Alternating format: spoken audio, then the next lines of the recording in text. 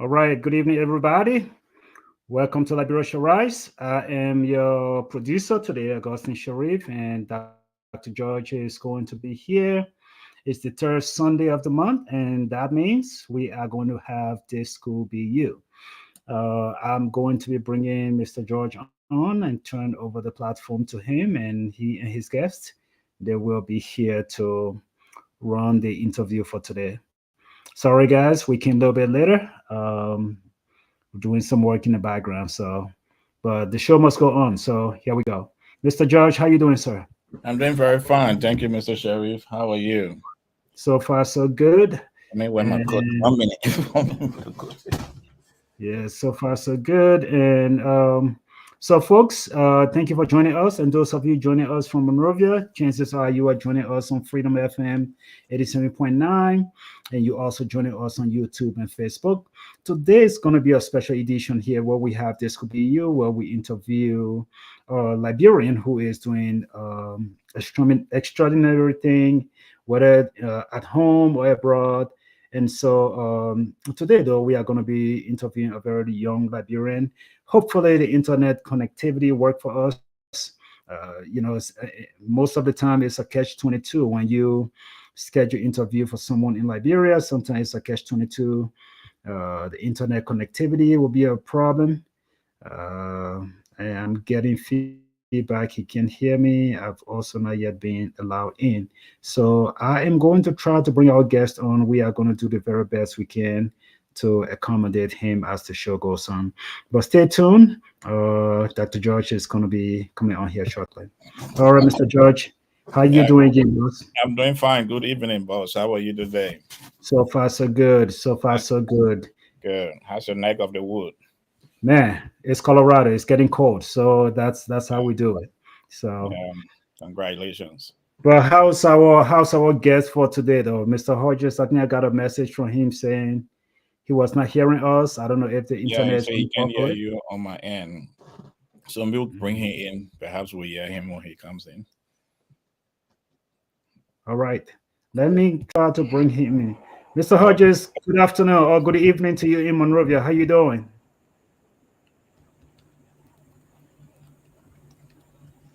Gerald, can you hear us now?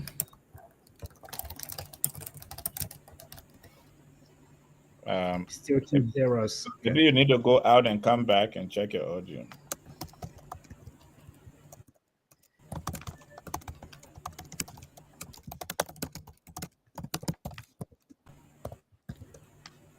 All right. So sorry, folks in Radio Land and those.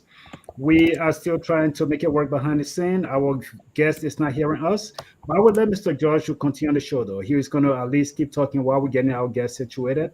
We're going to ask him to log out and come back in, and hopefully that works for us.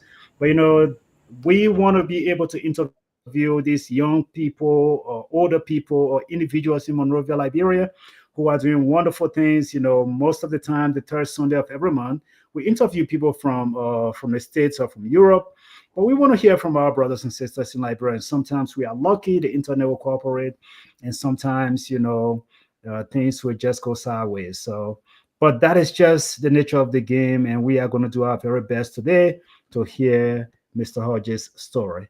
So, Dr. George, yeah, let's have a conversation here while we are waiting, because if Mr. Hodges can make it, we have to twist the story around and just talk about some important things. I'm not saying this is not important, but some of the news, the story making news in Monrovia that I've been tracking. We can come talk on some of those. But yeah, so what are you really looking forward to? As you introduced the show today for our viewer. Oh, I'm looking forward to having a conversation with a very young Liberian um, who have made a lot of impact trying to get his story, and it would be a source of inspiration to some young people in Liberia to see someone of their age doing great things, even in Liberia. I know he, from what he shared and know him for a while, he came to the U.S. on the Mandela Fellowship, completed his studies, and he went back home. At the end of his studies, he returned to Liberia, and he has been working there all this time, and he's making an impact. Now the CEO of Monrovia Football Academy, which is another or innovative project that we also want to know a lot about. So I look forward to hearing Mr. Hodges' story.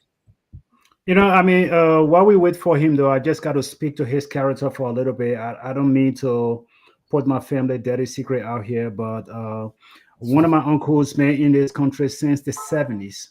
And he's done very well for himself in this country, done very well on his businesses, did everything.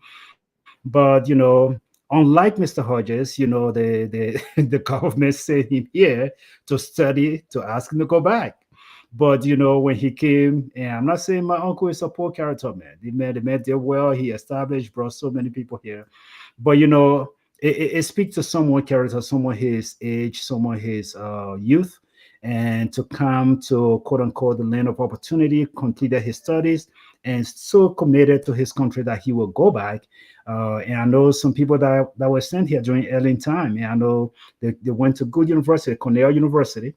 And I know that brother is still he finished his study. He said, look, he disappeared in New York, and he's in New York at this point in time. So to see that Mr. Hodges completed his study and said, look, I'm going to go back and do exactly what is expected of me, that speaks. I mean, I'm very impressed by that when it comes to the character of the person we are speaking of. Oh yeah, I remember when we interviewed Dr. Dennis, the first Oh yeah, neurosurgeon. when he went to Russia, I remember that story. After his studies, he returned to Liberia and he Mhm. practiced for a while before coming back here. So there are a couple of Liberians who came for study. At the end of the study, they went back home, but and they made impact. So his story is one of that. He could have stayed here in the U.S. Very intelligent young man, but he made a decision to go back home. And going back home, he have also made an impact, climbing to the ladder of being a CEO right now. It's a great achievement.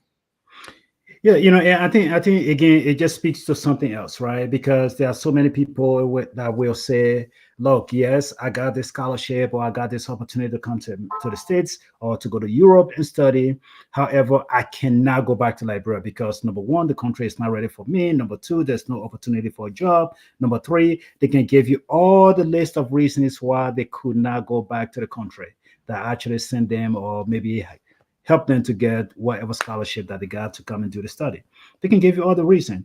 However, though, here's a young man who did it the right way, making his educational work. And when I say making your educational work, we did a show here maybe 2 or 3 weeks ago where I was talking about people creating their own opportunities. Liberia is such, I know when you look at the market right now in Liberia or the business arena in Liberia, you can say it's saturated. But everybody can be selling kobo, everybody can be selling rice, everybody can be doing stuff. There are different opportunities that people can kind of explore in the private sector to actually create opportunities, and I think he did it.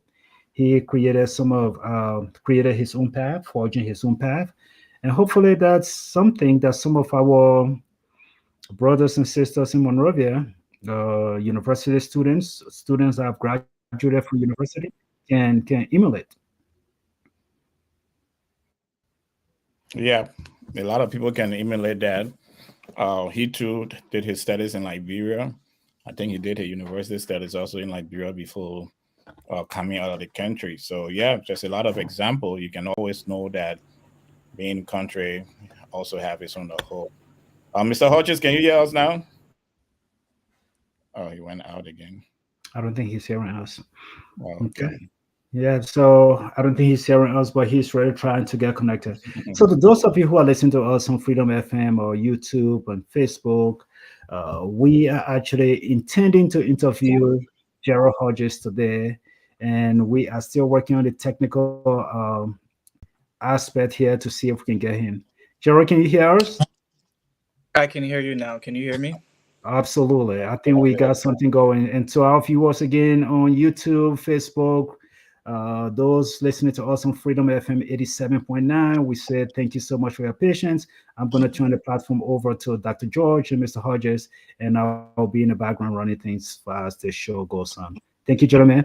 Have a great Thank show. you. Thank you very much, Mr. Sheriff. Good evening, Mr. Hodges. How are you today?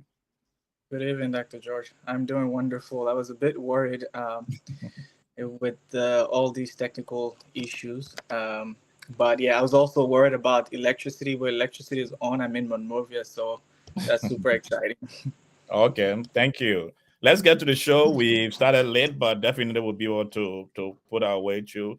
Tell us, introduce yourself. Who is Mr. Gerald Hodges? If anybody see you down the street and want to know this gentleman. Wonderful. So thank you again so much for having me on the show. It's a pleasure and honor to be here. As you've already mentioned, my name is Gerald Hodges. I currently am the CEO and founder, sorry, not founder, but the CEO of Lead Monrovia Football Academy. Basically, I'm a development management professional with close to 15 years of work experience within the development ecosystem, pretty much working at the intersection of education, healthcare, and technology, as well as agriculture. So it's an honor to be here and looking forward to talking more about the work that I do as we, proceed. Okay, let's start from the beginning. Let's start from your journey to where you are today. How you started. Did you attend school in Liberia? Which part of Liberia you started your education from? Oh, that's pretty interesting. So I did not start my education here. My foundation education was in Conakry, Guinea, where I attended preliminarily primary and middle school, and then my family transitioned back to Liberia, where I completed my high school education, and then I went on to attending the Stella Maris Polytechnic University, where I completed my bachelor's in economics and management. And then I did like a semester long program in the US in something called Transformative Action and Leadership at the Watson Institute in Boulder, Colorado. I also studied in Ghana where I obtained my master's in development management. So I've had like, I would say, some form of holistic education across the world. Hmm. Wow. Bringing experience across different sectors. Yeah. Okay, so how was life like in Guinea? I mean, many people were you speaking French and you did your studies in Guinea? Oh yeah, I was definitely speaking French. French, in fact, as a matter of fact, was my first language. I would Okay. say. Then, because I literally grew up there, and so went to kindergarten, primary school, and middle school, and so um, ironically, I do know I still do speak French, but it's not as clear as English. And now English has overtaken, Hmm. given the fact that I've spent more than half of my life now in anglophone countries. So yeah, but I used to speak French. I used to write French. French, in fact, was my strongest language. It's interesting that that has changed over time. Yeah, Okay, so when you left Conakry and moved back to Liberia, you say you were in middle school. I was in high school then. Okay, Yeah, so I was already in how high was it school. like when you had to come back to Liberia as a young person, having grown up in the francophone ecosystem, and coming back to Liberia? How was it like? It was really difficult. I will both bitter and sweet experiences. I would say when I say sweet experience in the sense that finally I had the opportunity to sort of live in my home country and get to experience, pretty much what was happening. Because in Guinea, I was really disassociated with the culture, with life, with the history of Liberia, and so on. And so, really, for me, returning home was really to learn more about the culture, immerse myself more in the lifestyle here, and really reconnect with family I had not seen since I was born. And so I would say that was, I guess, some of the best part of my transitioning back home. But on the flip side, it was a difficult transition given that in as much I was speaking English, but French became my first language, over time. And so it was really difficult. One of my biggest fear, I think, and that of my parents as well, was that I perhaps would have lost, I would have been demoted based on the fact that, English was not my first language of education or instruction. And so that was the fear. But over time, I had to put in triple the work to really learn how to read better, learn how to write better English, and really immerse myself into the education ecosystem here. So I remember being bullied by the way I actually spoke. Because when I came, for instance, there's one word that still sticks in my head up to today. I used to say development. Mm, So in French, the word development is développement, and mm. so it was a struggle with certain words, and so you get bullied because they say, "What am I doing here, man? You elaborate, man. You know how to speak. You know how to speak English. Those kind of things." Also, there's the other part of this was the fear of failure. So I really did not want to fail. And so I was consistently reminded, to put in my best because I did not want to get demoted. Obviously, in any part of the world, when you get demoted from one, class going backwards, it shows that, okay, probably you're not smart enough, you're not educated enough, you're not meeting the benchmark that is required to be at this level. So that fear also haunted me. And so but also on the other hand, that fear also made me stronger in the sense that I had to put in more work to be able to catch up with the rest of the people within my class. So and that's the thing. I see there are a lot of different cultural differences as well that I really had to get used to. That was different from Guinea versus here, and so I had to adapt to the culture and get used to the culture of Liberia over time. Yeah. Okay, that's good. So you in Liberia, you getting the news of the culture. You went to Stade Maries. How was life in Stade Maries when you went out there? Now, I mean, you have which high school you graduated from? Carver Mission Academy. It's a school on the ELW road. Yeah, Yeah. so I spent 2 years, graduated from high school there, and then I went on to studying at the Stella Maris. So Stella Maris was really an interesting experience. I think my first experience in college. I was quite young. I think around that time also, Liberia was transitioning from the war, so you could find a lot of older people who are older than you, probably on average 3 to 5 years or sometimes even more, older than you in the classroom setting. And that was the same thing for high school as well. I was this tiny, skinny kid, 17, who, started college at 17.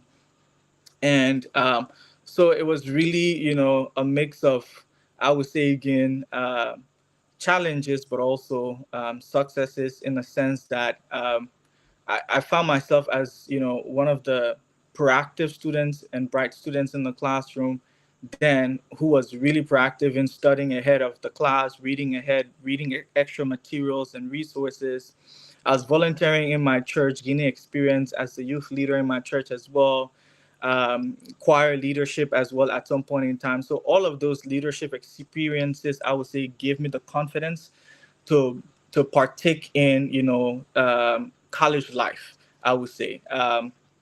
So in as much as this skinny young kid in college amongst a lot of people who are older than me, but I had some level of confidence that I came with, and that was seen across, I would say, both my peers in classroom, but also even with the lecturers. So I would say that experience really was, I guess, one of the most memorable one was I had this class. It was our business law class, I think in my second year. So my business law class in my second year, it got to a point that the lecturer then was like, okay, you know what, Gerald, whenever the lecturer asked a question in class, he Hmm. would say, well, Gerald, do not raise up your hand, because I was always ready to raise up my hand and answer a question. um, that's one experience I remember.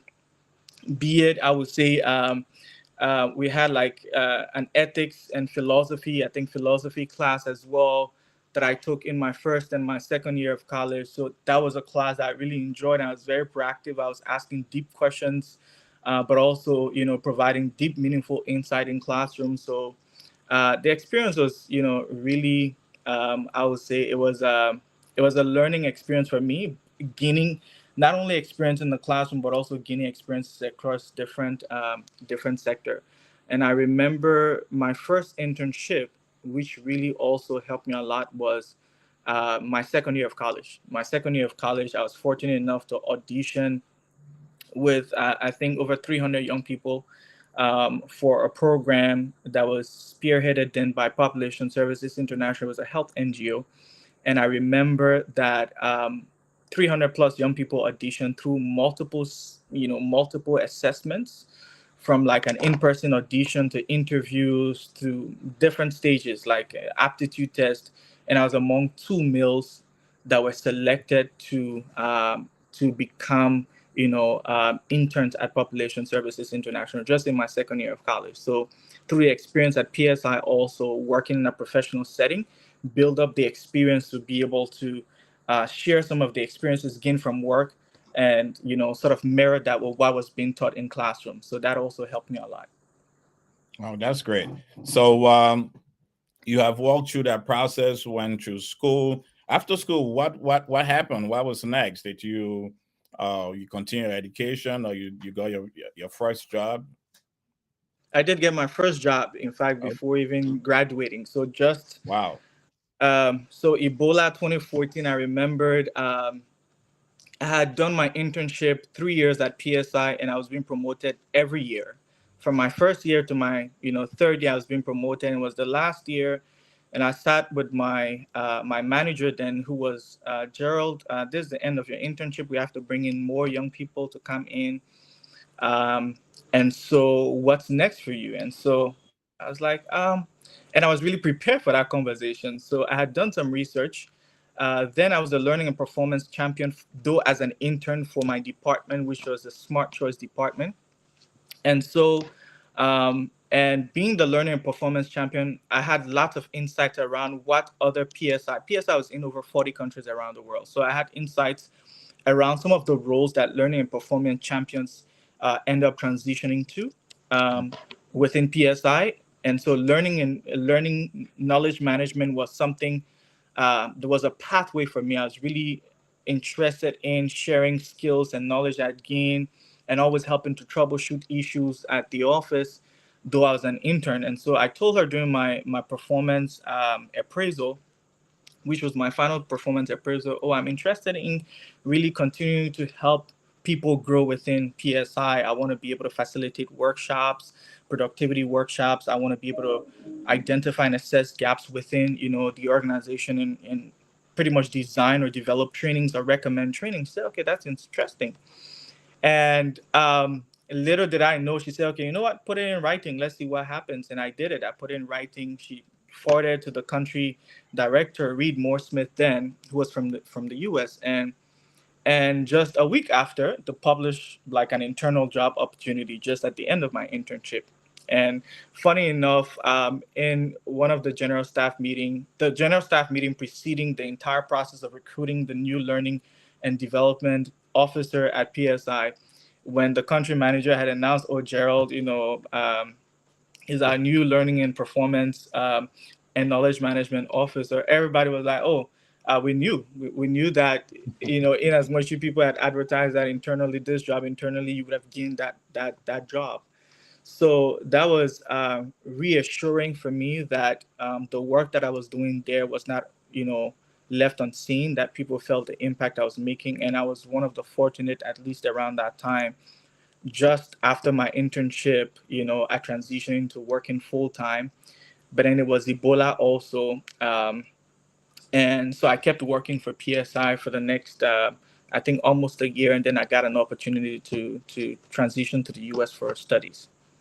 Okay, how did that opportunity come about? Because there's many people in Liberia who would be saying, "Oh, uh, I'm in town right now. I'm trying to find something." So, is it an opportunity of the Mandela Foundation scholarship, or it's another Oh, source being the about? Mandela one came way after. I remember Okay. applying for the Mandela Washington Fellowship, I think somewhere around 2015, 2016, and I did not get it until 2021. But Watson Institute, where I studied social entrepreneurship and transformative action, um, there was Mahmoud Johnson was the first fellow in the inaugural year of the launch of that program. It was a program for social impact leaders around the world. And so in the first year of that program, there was a librarian who was part of that program who joined the first cohort, and that was Mahmoud. Mahmoud Johnson joined the first cohort. And so he had posted about that opportunity, and I was pretty much friends with him because he had gone through the PSI program as well, and he had left the internship before my term. And so so we became friends then. And so he was part of that fellowship, but he did not complete because he got a grant to launch JPalm. Okay. And so that's how he did not complete the program. So the following year, when they published this program, I sort of came across the opportunity and I applied.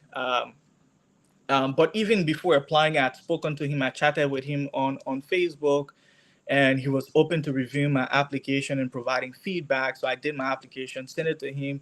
He had lots of feedback. I revised my application, ultimately ended up applying, and I went through the process. I got selected for as a semifinalist, and then I was interviewed and finally selected as a finalist. From a cohort, I think that year of around, we're somewhere around 10 to 12 young people from across the US and the world who had gotten accepted. Were actually three from Africa, one from Burundi, one from Nigeria, and myself from Liberia. And then we had someone filmed from Germany. We had someone from Jordan that year. So all of us, sort of got selected that year. I was part of the second cohort of the Watson Institute Social Impact Program. Yeah, it's exciting that many people will not take, but I have to allow me to emphasize this point that even though you saw the opportunity through another person, through your network, you still went back for more coaching on how to prepare yourself better to submit your application.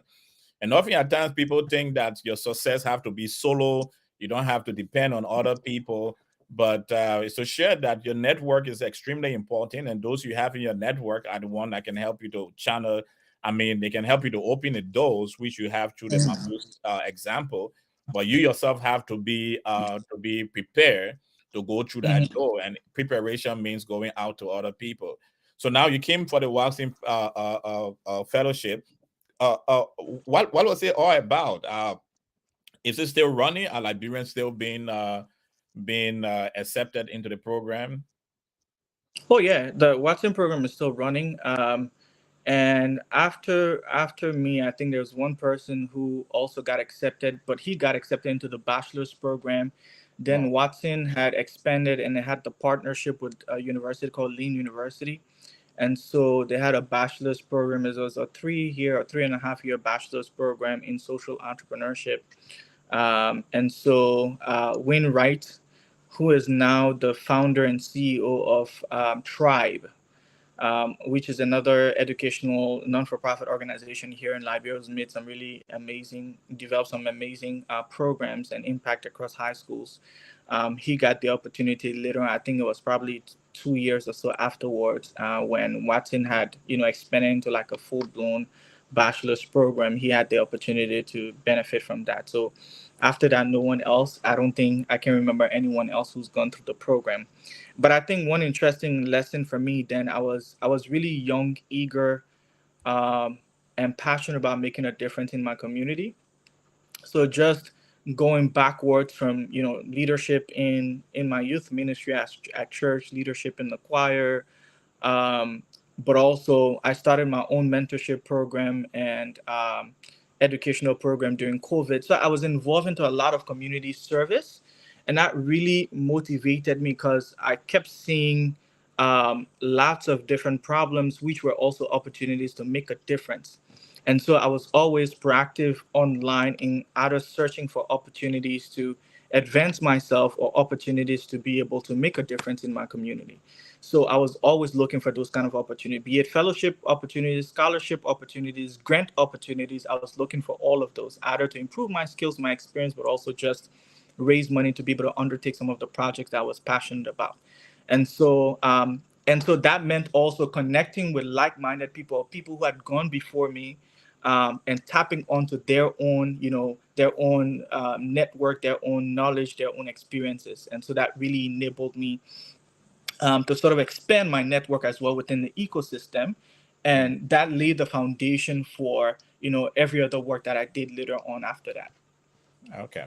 So now you're back in Liberia. You stay at PSI. What was your next move after that? So after PSI, I came back to PSI. So I left, I went to Watson, and then I came back to PSI.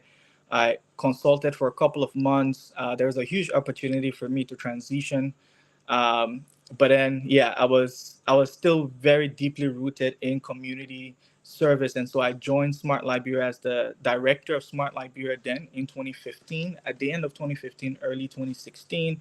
So I took on the leadership of another organization called Smart Liberia, and so it was a youth development organization. I was focused on uh, providing young people with the skills, the resources, and the network to be able to identify their purpose and make an impact in their communities. So Smart Library was running developing multiple programs. We had the school advancement program, which we're preparing for a year through a gap year long. We're preparing top performing high school students to study abroad. So we did that for some time. We had a global goals program where we're creating awareness around the sustainable development goals. What was your Um, success rate with preparing students?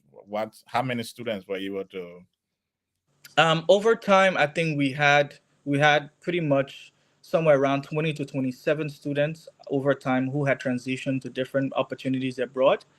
Oh, In the U.S. specifically, I cannot say, but probably close to 10 or more. I would say more than 10 because that was the highest number. It was a struggle, but we managed to get over 10 students to the U.S. who got partial scholarship, many of which who have completed their bachelor's and now even their masters in the U.S. And the rest is history. I don't want to perhaps talk about the anticipation was for them to come back and give back to the country, but we'll understand the context of Liberia again, wherein a lot of amazing young people have gotten the opportunity to transition abroad, and when they look back at, okay, what am I really coming back to give up to? There are very few of us who've been able to muster the courage to come back and give back to our country. but But we that also understand. that's what the point is, Jared. That's I think Mhm. Mr. Hodges, sorry, that's what the point is. The point is that at one point in time, but let me do this before I come to this part I'm going to, is that Liberians are watching you and are listening to you, and if you can advise, there are people who wants to come to the US to study or come abroad to study, and they're hearing that you successfully transition at least 27 Liberians out of the country to study abroad. So what was it that you were offering that was making it easier for you to partner, or were you partnering this with these universities, or were you searching for opportunities and helping students to write grant or apply to these universities? Oh, there are multiple factors. So we had developed like a holistic program around our student. I would say that program we had developed like a holistic program. So after graduating from high school, you had to apply to enter. So it was a rigorous application process, in fact, to even join our program in the first place. So you had to commit to not going to college for a year and go through a program with us for a year. And so once you applied, we had to streamline the process. People had to take aptitude tests. So we're looking at both their school academic records. We're looking at their national exam records, and then we're looking at their entrance examination record into our program. So we're really taking on some of the best, right? But even as we took some of the best based on our own local standard, there were still huge gaps. So for a year, we had developed like a holistic program in math and English, in SAT prep, standard aptitude test, which was required by most universities in the U.S. or colleges in the U.S. So we had to go through the SAT, prep exams. They had to write personal statements. So we had a full blown. They had to take a course in leadership and entrepreneurship, just to be able to help them become ethical, empathetic, transformational leaders, because we wanted to instill them some really strong values that really we believed in as an organization, as Smart Liberia. But beyond that, also beyond the leadership program, they had to take a course in I think history, and we did entrepreneurship as well. So, and then they also had to take a course in studying abroad. So holistically, we had multiple things that really prepared them for a year to become, equipped to be able to apply to universities abroad. But beyond just applying to university abroad, they needed to be equipped to transition successfully abroad, because you could get a scholarship to go abroad, but cultural shock, all those different things, studying skills, reading skills, comprehend analytical skills. Those are things that are really not taught in our schools in Liberia. And so we needed to prepare them for that journey before even, enabling them to apply for this There, I opportunity. think we're having problem with your system. Your sound is kind of speaking in and out. Hello, hello. Yes, hello. Can you hear me? Yeah, I can hear you. It's clearer now. Is it better off? Is it Yeah, it's better better. off? Yeah, it's better off. Yes, it is. Okay. I'm hearing some grinding. I'm hearing some Yeah, that's why we're grinding. hearing coming from your end. There was a lot of grinding coming in, but it's better now. What noise there? It's It's still squeaking. It's coming coming. again. Yeah, it's still coming from my end. Is it better off now?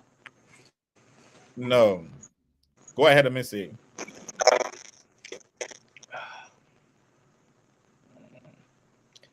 Oh, uh, my network is up, Yeah, so I the don't know what network the is issue is. it's not. Yeah, the sound is it's fading off. Ooh. Maybe we can because sorry, ladies and gentlemen, we have lost Mr. Hodges due to internet connectivity. But we're going into a very interesting part of the discussion, and discussing how his program with Smart Liberia transitioning at least 27 Liberians here abroad to study. And he was sharing with us the process that he went through, and it was very interesting. We have more to discuss. I think what we're going to do is that we're going to talk to Mr. Gerald. Maybe next month we're going to have him back and perhaps have him in the studio in Monrovia to join us from there. Because okay, Okay. okay, Gerald, you're back. Good. Okay. Oof. Okay, Okay. thank you, thank you. Yeah, I was just saying that we're going to ask you if you come back in the studio in Monrovia at Freedom FM next month. But it's good. It's good we have you now. Now that we don't have much time, so let me move quickly. Currently, you work as a CEO of Lead Liberia. Yeah. Can you tell us about that position and what you do? Okay. So I just recently joined Lead Monrovia Football Academy. So basically, Lead Monrovia Football Academy was established in 2015. So on October 12th this year, the organization celebrated 10 years of impact in Liberia. And so Lead is basically a non-for-profit organization that runs a school, and now it has transitioned to a boarding school. So we run a school, tuition free. Student athletes get to receive 3 meals per day, and holistic education comprising of like academic, leadership, as well as life skills and soccer, which is core part of our model. So basically, our school runs from grades 5 to grades 12, and this year we have an enrollment of roughly 112 students. In the previous year, we've had over 180 students, but this year we had to do some restructuring, and now we've reduced our number to somewhere around 112 students who are enrolled into the school this year. The school is located in Carisburg, just roughly 5 minutes away from the Wookiees farm. The Wookiees farm, roughly 5 minutes away from the Wookiees farm in Carisburg. So that's essentially what we do at the Lead Monrovia Football Academy. And I would say, just to highlight, for us, we believe like holistic education has to really combine multiple aspect, of learners development. And so football, many people, when you ask them about Lead Monrovia Football Academy, the thing is just football, but it's not just football. So we run a full blown program, academic program, from grades 5 to grades 12. Right? Students get to go to school as early as 7:30 in the morning. By 8 o'clock, they start their classes, and then by 1 p.m. they go for lunch, they take a break, and by 3 p.m., based on which team you're on, you go to the field and you get to practice, or you do theoretical, soccer. So that's what makes us different from any other academy in Liberia, right? There So, are so other academies that. you've been running this institution have been is running over 12 years now. And 10 years now. how many soccer players have you produced professionally or semi-professionally? Okay. So right now we have two of our girls who recently justified for the under 17 team. So that's that. We also have again male players on the under 17 team nationally in Liberia. We've got close to right now one, two, three, roughly around six students who are in the U.S. Across high schools, and one person just transitioned to university. So among them, I think we have roughly around we should have around five girls. I think 4 to 5 girls currently athletes who are in the U.S. and then I think one male athlete who's in the U.S. Again, we took these students from really a young age, and so the process obviously of them transitioning to full blown professional soccer over time would take some time. On average, it would take obviously them to at least hit 18 years, 17 to 18 years before they start playing. Right now our teams will only have under 17 and under 15 at the academy currently. Okay, but you've been around for more than 10 years, so one would have expected that. Okay, but how is the program? Because How the does school did not start. The school did not start from high school. The school started from primary, and then after the first, I think 3 4 years, then it started adding from class to class from the first cohort, and this year will be the second. This 2024-2025 year will be the second graduate from the school, right? So that's the reason why. Though the institution started 10 years ago, but it didn't start from high school. So obviously these people were still kids. And last year was our first graduation. This year is our second graduation from high school. okay? So how professional are your students? Are they in at the local level now? Are they playing with any of the local teams in Liberia? Yes, we should just mention we have two of our females who just joined the under 17 team. Two of our student athletes who just joined the under 17 national team. Yeah.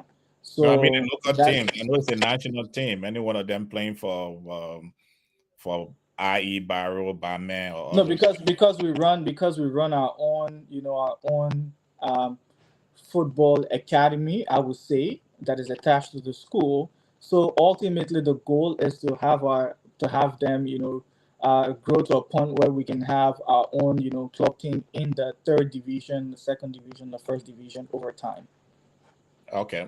So how people listening that may be interested that there's a program in Liberia that supports soccer and athletic. Mhm. How do you get to be part of this program? So annually we do like a recruitment that's in two phases. So it starts with like a community, football match, pretty much, where kids get to justify. We put up a call for, nomination or applications. We have these community leagues where kids get to justify, and then we take some of the top perform players on the team, or who justify. We take them to sit our entrance exams, and then once they take the entrance exam, so their records from the pitch and that of the entrance exams give them a spot to join the school. Also, we're working mostly with vulnerable kids. So for people who are watching us, potentially in the pipeline next year, one of the things we're looking at doing is working with the county leadership to see how best they could potentially, nominate some of, some really good players in their respective counties. They get to justify, but hopefully we can work with these county leaders as well to be able to provide scholarship for these students. It costs us on average annually. It costs us on average around $5,000 to $7,000 to provide a holistic education per child in our school. Again, because they receive 3 meals per day, housing. Sometimes some of them over the last couple of years have been part of international trips where we've played other teams in other countries, in Morocco, for instance. So it's a really expensive program, and we're really running on grants and individual donors who've been generous enough to be able to provide support towards the operations of the institution.